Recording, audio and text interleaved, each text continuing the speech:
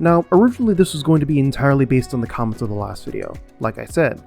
However, one thing became very apparent after reading some of these comments and looking around a little bit online after a few different carpet 10 scale races, and that's that people really want vintage racing, or at the very least 10 scale outdoor dirt racing to be a thing again, compared to the carpet and sealed dirt that we have now.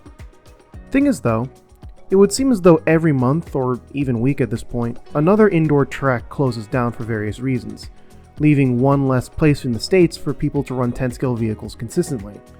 Going back to the olden days of loose outdoor dirt would seem like a way forward to an extent, or at the very least using outdoor tracks and designing them for 10 scale specifically. In this video, I'd like to share some reasons why this change would be beneficial, and some reasons why it may not happen quickly. Spoiler for later parts of the video.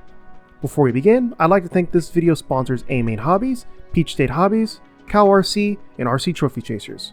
Anything you guys purchase using the links in the description below will directly support me as well. Let us continue. Let's start off positive with some different parallels we can draw. Or, I suppose one parallel we can draw. In full-size motorsport, particularly rally and rallycross, you'll see plenty of different historic vehicle events ranging from Group A rally era, Subaru Imprezas, Toyota Celicas, and Mitsubishi Evos, all the way to the Lancia and Mini Cooper era of rally in the 60s and 70s and everything in between. You also see historic car racing in events like the Goodwood Festival of Speed, where million-dollar classic cars, which would normally never be seen, let alone driven, get to be seen in their natural habitat, on a track. The reason why these events are put on and the reason why they are always such hits is because nostalgia is a very powerful tool in marketing. Looking at how many different remakes of games and movies there are, this proves my point.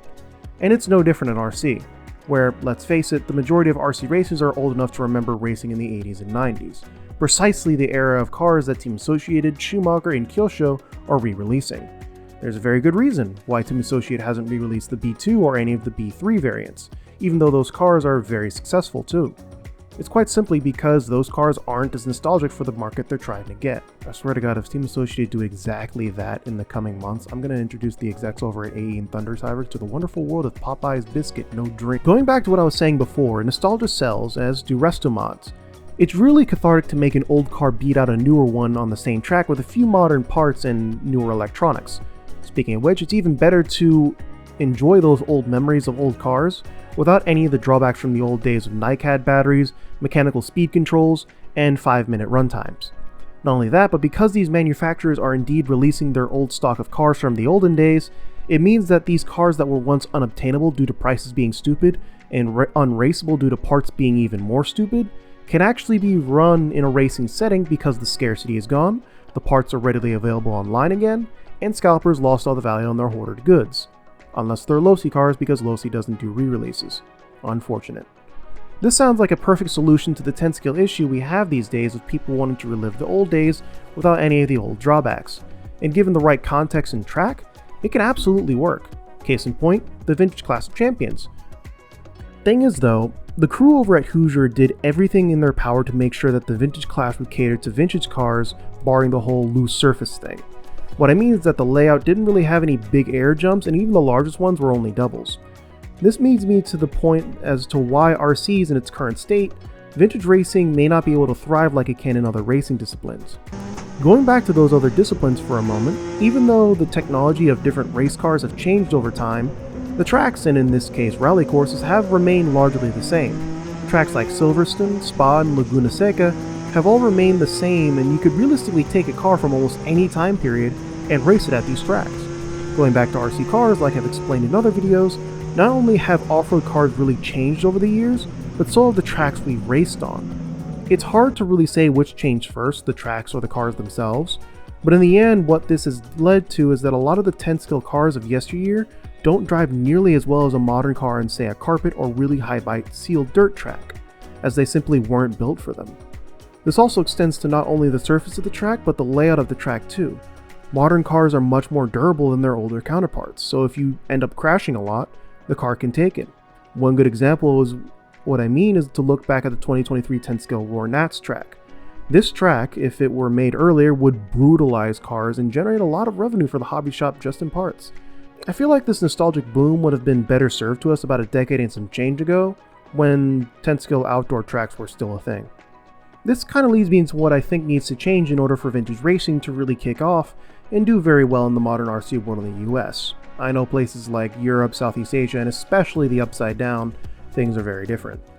For one, there needs to be a breakdown of the idea that 10-scale cars only belong indoors.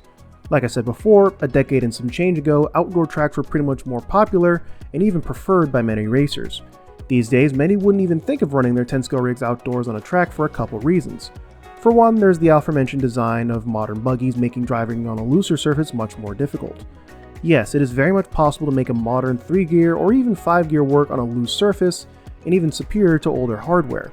But the margin of error when it comes to setup and driving is so thin compared to a layback, stand-up, or even rear motor setup that it's not really worth it. Of course, if for someone looking to get every 10th on the track, maybe running a 3-gear or 5-gear mid-motor setup would be worth it, but the difficulty of getting around a track compared to an older design is quite simply not fun. And the majority of us, RC is for fun. Now, why exactly am I framing new tracks as a bad thing and outdoor racing in 10-scale as a good thing? Well, there are a couple reasons, chiefly among which the accessibility in literally every single aspect. The first aspect ties neatly into a previous video I did about bashers being better for tracks like these compared to say a carpet or sealed dirt track surface. Thing is though, this aspect is amplified by one simple fact. 10th-scale cars tend to be cheaper than 8th-scale ones, especially bashers. The footage you're seeing on screen right now is of a NorCal Hobbies race filmed back in 2010, I believe, filmed by Jang from URC, and I tend to use this footage a lot. Partially because I just like it, it's good footage, but also because it really fits into this topic. Chief among which, because the good chunk of the trucks that you see in this video are slashes or other RTR SCTs like Blitzes, SC10s, and even some Kyosho's and Losis in there. This doesn't just extend to trucks though. Even some of the buggies you see here are based on existing RTR platforms, and those RTRs were oftentimes pretty much the exact same as their race-bred counterparts geometry-wise, like the TLR22 and the very successful B4 platform from Team Associated. The next aspect relates back to the fact that a small 10-scale track is usually much easier to maintain and build than a larger 8th-scale one, again circumventing the excessive cost of an indoor 10-scale track and the work that goes into building an 8th-scale track of sufficient size.